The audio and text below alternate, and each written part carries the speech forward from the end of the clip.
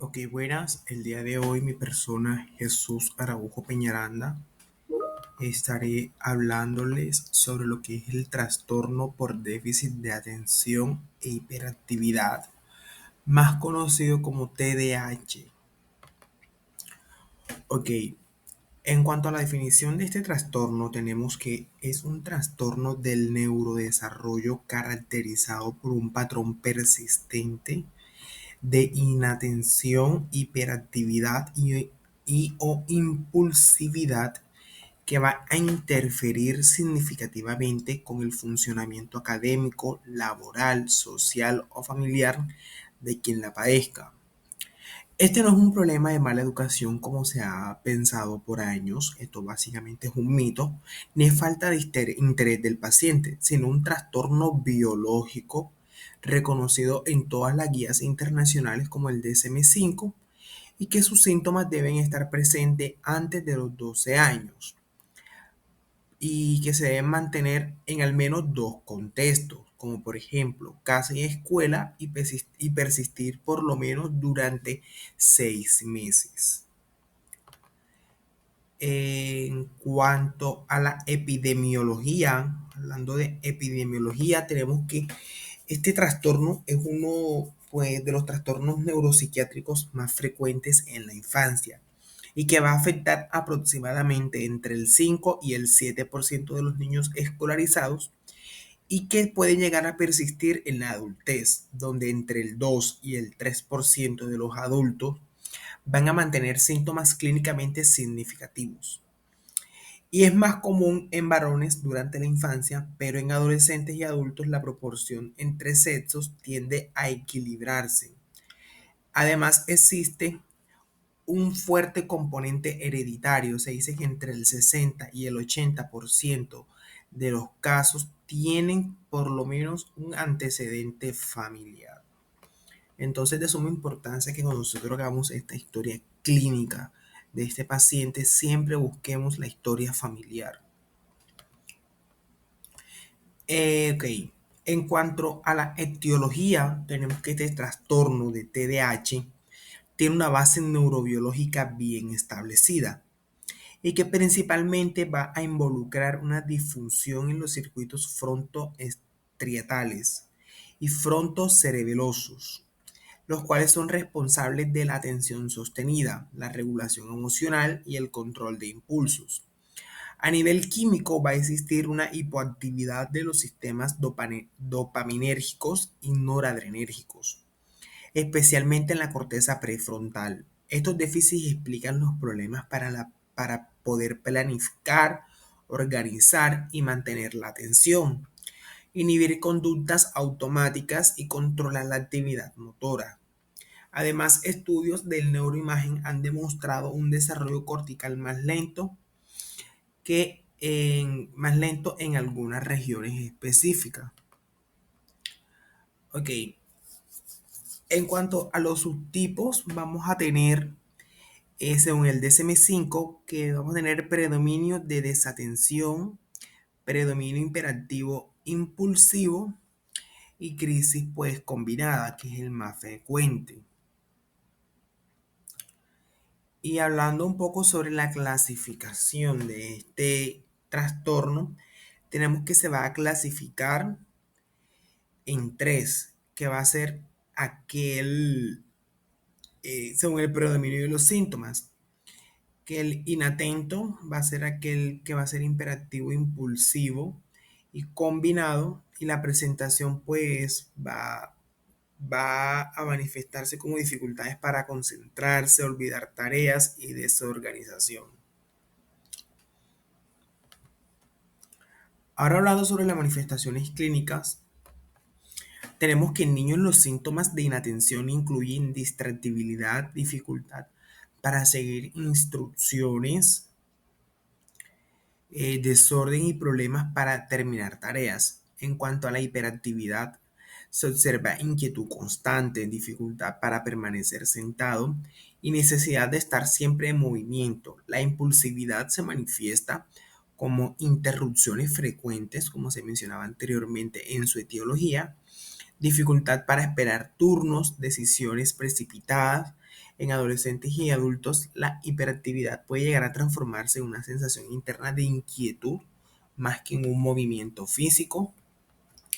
Y básicamente estos pacientes van a estar caracterizados en su clínica por desatención, por olvidar actividades, porque se les pierden objetos, porque les cuesta organizar tareas, no mantiene la atención, evita tareas que requieren esfuerzo mental sostenido, aquellos pacientes que son muy hiperactivos. También se puede llegar a encontrar inquietud constante. También podemos hablar un poco sobre la desatención. Podemos hablar un poco sobre la hiperactividad, que es un paciente que habla en exceso, que tiene dificultad para permanecer sentado, impulsividad, que interrumpe constantemente las conversaciones, que contesta antes de tiempo lo que se le pregunta. Como se mencionaba, dificultad para esperar turnos y conductas riesgosas. Ya esto ya más que todo en adolescentes y en adultos. Es de suma importancia reconocer la clínica de este paciente para dar un tratamiento a tiempo y así evitar que la enfermedad o que el síndrome pues tome mayor cancha en el paciente. Ok, en cuanto al diagnóstico, pues nos vamos a basar con los criterios del DSM-5, el cual quiere decir que el niño debe presentar más de 6 o igual a 6 síntomas durante 6 o más meses, que debe iniciar antes de los 12 años y que debe estar presente en más o igual de 2 entornos, como se mencionaba anteriormente, casa, escuela, es un ejemplo, y que haya interferencia funcional clara. En cuanto a la evaluación, pues debemos hacer uso de una entrevista clínica estructurada y hacer uso de escalas como las de Corner, la de Vanderbilt y SNAP 4.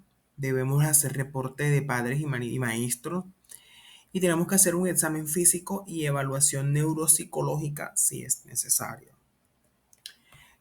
Ok, en cuanto a las comorbilidades más frecuentes, vamos a encontrar trastorno oposicional desafiante en un 40% de los pacientes, trastorno de ansiedad en pacientes del 25 al 40%, depresión, trastorno del aprendizaje, tics y síndrome de Tourette en algunos casos, trastornos del sueño. Y en adultos, pues básicamente estos pacientes es muy común encontrar que ellos tengan abuso de sustancias y trastorno límite de la personalidad. Ok, en cuanto al tratamiento, lo vamos a dividir en tratamiento farmacológico y no farmacológico. Y el farmacológico lo vamos a dividir en dos, en estimulantes y en no estimulantes. En cuanto a los estimulantes, que son los de primera línea, vamos a encontrar lo que es el metilfenidato y las anfetaminas. Y el mecanismo de acción básicamente de esta es aumentar la dopamina y la noradrenalina en la corteza prefrontal, que básicamente es aquella que se encuentra afectada en este trastorno para mejorar la atención e inhibición. Las ventajas pues de este medicamento, de estos medicamentos es que va a tener una alta eficacia y que su inicio es rápido. Y en cuanto a sus efectos adversos, podemos encontrar insomnio, disminución del apetito, irritabilidad y taquicardia. Y el insomnio básicamente se va a traducir porque hay un aumento de estas catecolaminas en el sistema nervioso central. Ahora tenemos los no estimulantes, que tenemos la atomocetina, la guanfacina y clonidina, que básicamente estos son útiles cuando los pacientes no toleran los fármacos estimulantes, que nosotros sospechamos que hay riesgo de abuso de sustancias. Como sabemos, los medicamentos que se mencionaron anteriormente, como las anfetaminas, estos tienen una gran adicción, entonces nosotros siempre, si ya sabemos que hay un riesgo de abuso de sustancias, lo vamos a evitar, porque entonces estaríamos haciéndole un daño a nuestro paciente. Ahora hablando sobre lo que es el tratamiento no farmacológico, vamos a, ya para finalizar con la diapositiva, pues vamos a tener en cuenta lo que es de suma importancia la terapia cognitivo-conductual, el entrenamiento a padres, las intervenciones escolares, las técnicas de organización y manejo del tiempo, las rutinas conductuales y el reforzamiento positivo constantemente.